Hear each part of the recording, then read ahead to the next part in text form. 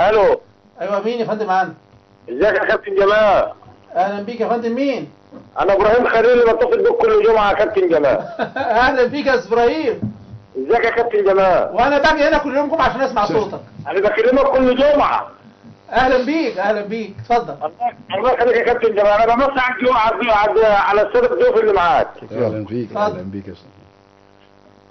يا كابتن جمال. نعم. الماتش بتاع امبارح انا اهلاوي. اتفضل. ولكن الماتش امبارح بتاع الجمهور ايه؟ هل يستوي على دولة مصر حاليا دلوقتي اللي الجمهور عمله امبارح في الجيش والشرطة؟ الله ينور عليك. لا طبعا طبعا. في ماتش المصري بورسعيد حسن حمدي وقف النشاط بسبب جمهور بورسعيد لما اعتدى على مصر على جمهور الزمالك. نعم. على جمهور المصري. على جمهور المصري. ازاي بقى ان جمهور النادي الاهلي يعتدي على قيادات مصر كلها الجيش والشرطه؟ لا هي مش جمهور النادي الاهلي طبعا. في جمهور شفناه امبارح واقف طبعا غير راضي عن المشهد. هم قله كده ونقول ربنا يهديهم يعني ان شاء الله يا ابراهيم. وما فيش ان شاء الله يعني نتمنى ان يكون فعلا الجمهور مكان المدرجات وترجع تاني جماهير.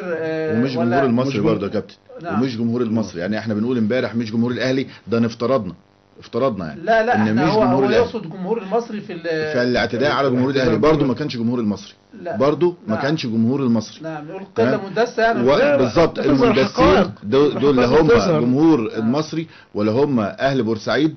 لا اللي حصل والحقائق عماله تبان. يمكن انا شخصيا انا كتبت ده زمان من بعد الحادثه وكتبت موضوع بعنوان ابرياء يا بورسعيديه اللي عملوها بلطجيه والناس هاجمتني ساعتها. النهارده اهو بدانا نشوف الحقائق. فانا بس بقول للاستاذ ابراهيم لا اللي عملها وقتها ما كانش جمهور المصري على جمهور الاهلي.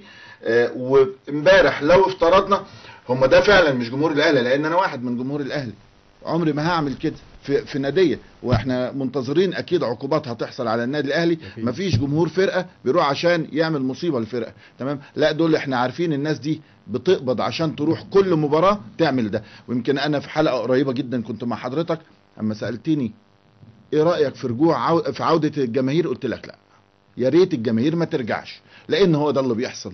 تمام. وبعد ما بنجيب عيلين 3 يتمسكوا بنلاقي السيد مرشح رئيس الدولة بيقول لازم نفرج عنهم ازاي؟ امال نقبض على مين؟ الاستاذ اشرف نور